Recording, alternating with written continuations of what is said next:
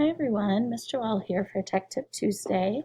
I wanted to show you how to customize your Google search page to add whatever shortcuts you would like available. This can be a really nice way to store the websites that you visit most frequently.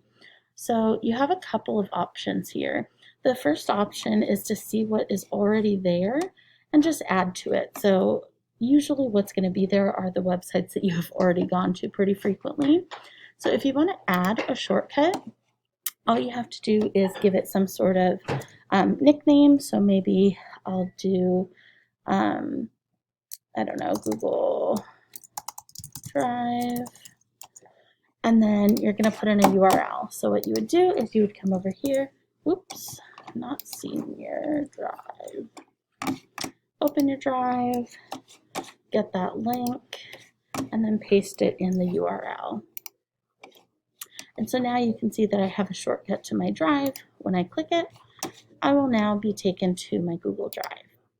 So you can add up to 10 shortcuts. However, once you add 10, this is going to go away, this add shortcut button. So what you can then do is go hover over whichever one you're on, click those three dots, and you can either edit the shortcut or you can remove it.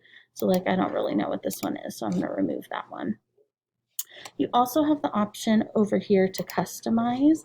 So if you do want to have like a theme on this page or whatever you want, you can do that.